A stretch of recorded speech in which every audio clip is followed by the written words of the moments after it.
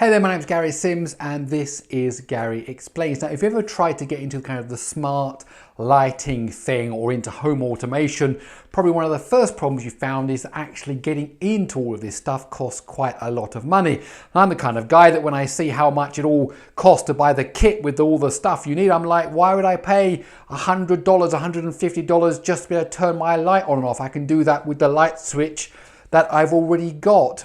Now, one company that's trying to bring down the pricing of smart lighting and home automation is IKEA, the world famous furniture company. Now, they have a range of smart lighting products called, I don't know how to pronounce this, TRÅDFRI.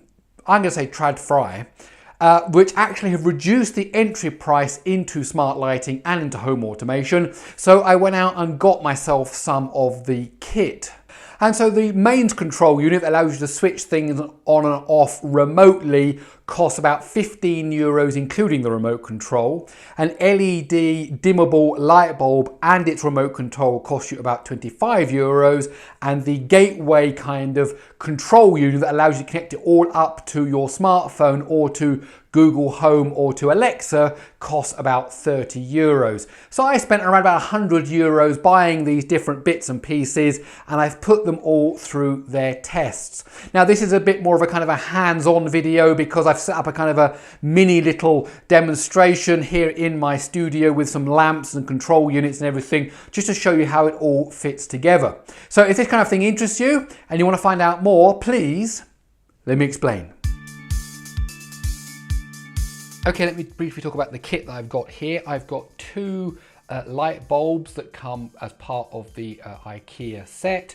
This one can do different color temperatures as well as it can be dimmed.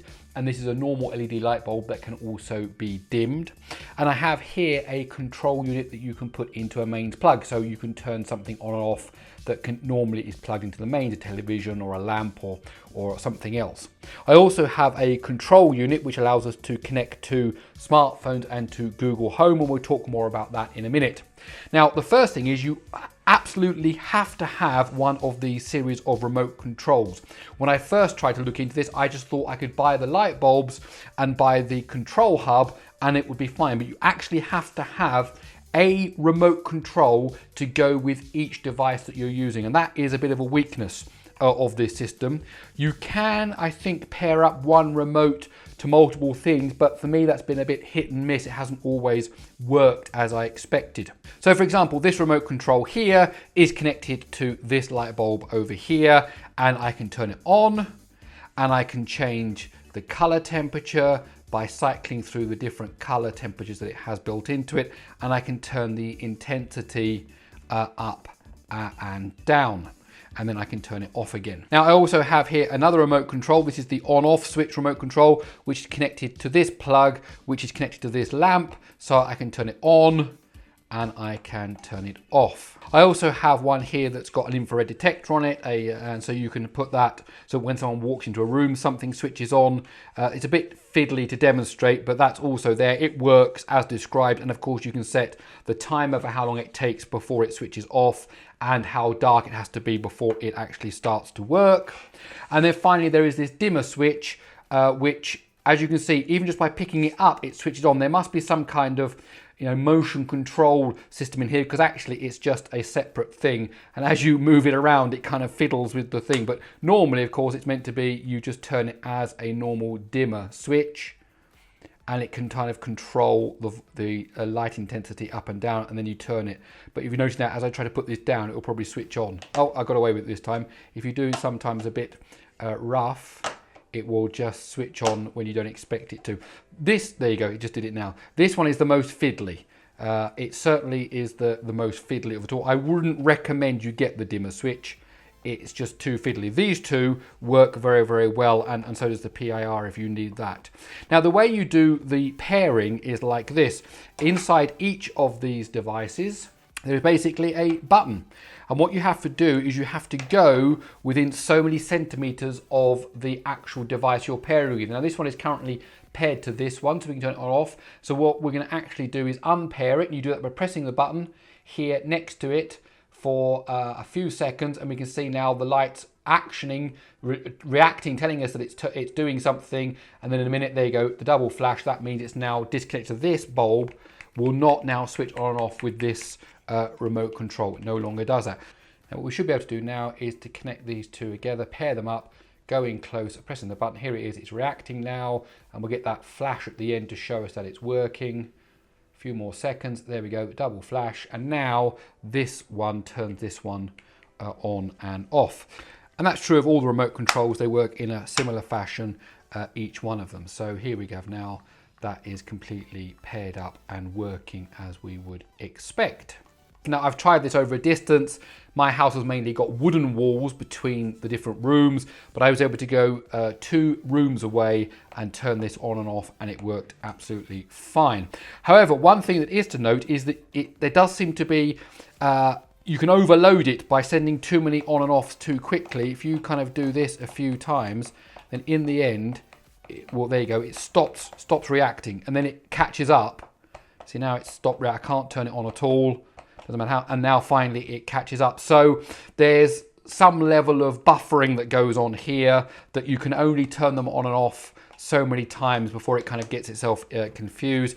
Let's see if that's the same with this one. I think we may find that it is. There you go. Now it's not reacting anymore.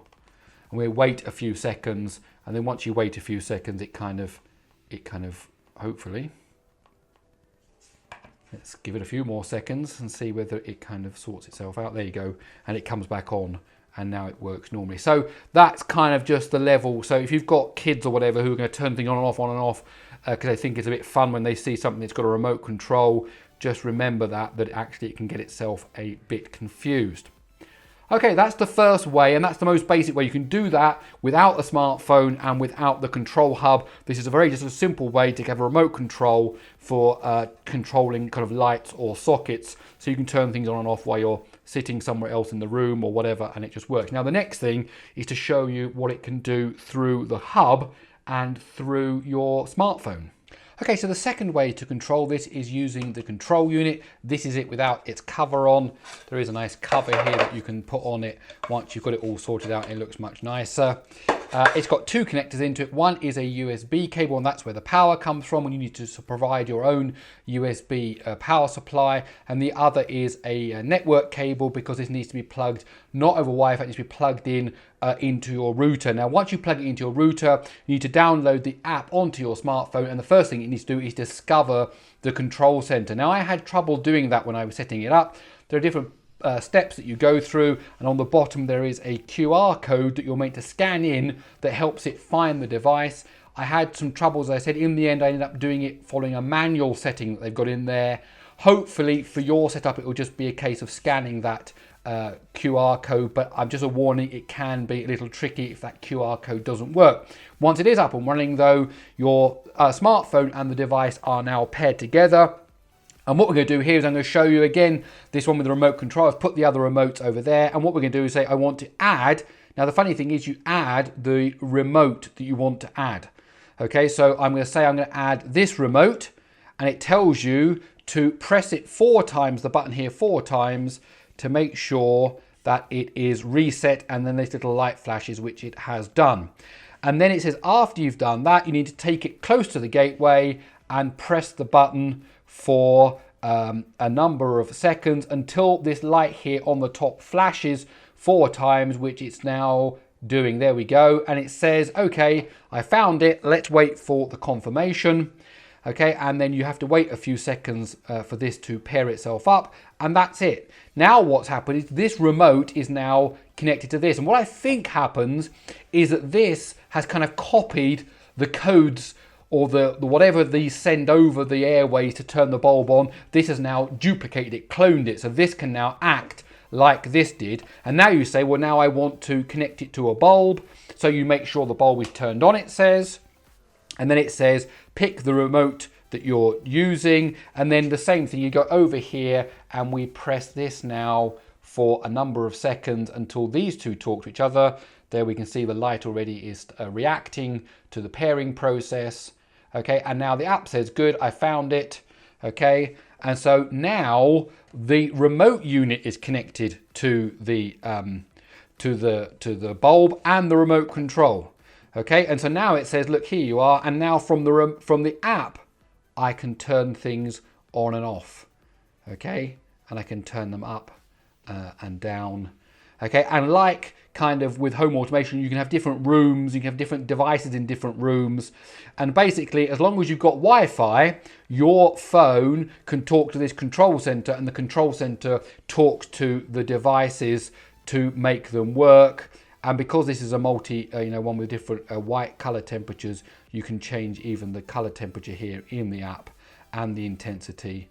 Okay, and it all just runs directly from the app. So now you could actually put the remote control to one side and control everything just from your smartphone. Now, the third and final way that you can kind of control your devices is using your Google Home or Alexa. And to do that, you go into settings. Here there is a section called integrations. You say, I'm going to use Google Assistant. It then asks you to log in, which I've already done. And it now says that you need to switch over to your Google Home application to make the connection between this and the Google Home. So let's do that now. So here we are in Google Home. Let us add a device, set up a device.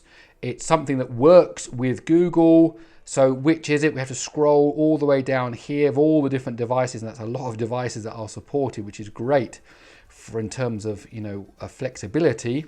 But it's a long way down till we scroll until we find this IKEA system. So where is it going to be? Here it is there, IKEA smart lighting system. I've already done the login. That was what we saw that earlier on. And now it's linking the two things together. So let's see what happens next. Okay, and now it says here that it has found the bulb that we've connected up between the two here. So we're going to add that to a room. I've got my studio here, which is called Den, inside of the Google Home application. Okay, and that's it. It's now in the Den. So now when I look here, I've got my Mini, and I've got the light bulb, and of course I can turn it on and it's come on, and I can turn it off. And I wonder, yeah, there we go. And I can change the intensity inside here as well. Now let's give this another name. Let's call it Light 1. Save that. Okay, and let's see now whether Google will do it. Hey Google, turn off Light 1. Sure, turning off Light 1. And there you go, it's gone off. Hey Google, turn on Light 1. Okay, turning Light 1 on. Hey Google, turn Light 1 to 60% brightness. Light 1 brightness to 60%. And there we have it. Interestingly here, this didn't update. I wonder if I go back and then go into there whether it updates. No, yes, there you go, it's not. So you have to refresh that. So there you go, we've now been able to control that. And of course you can have multiple devices. You give them all different names. You can say, turn on the office light, turn on the TV, because if you can use one of these mains power controllers, you can set up your whole house now via the app, via Google Home, via Alexa, and of course via the remote control that comes with it. So overall, that makes it a very easy and cheap way into home automation. However, there are a few kind of little things to watch out for along the way. Okay, lights out. Okay, so there you have it, a level entry way into smart lighting and home automation. There are a few problems as I've discussed there in the video, but it really is interesting if you really want to give this a try and have the ability to turn things on and off, particularly using your smart assistant. Okay, my name is Gary Sims. This is Gary Explains. I hope you liked the video. If you did, please do give it a thumbs up. Don't forget to subscribe, and well, that's it. I'll see you in the next one.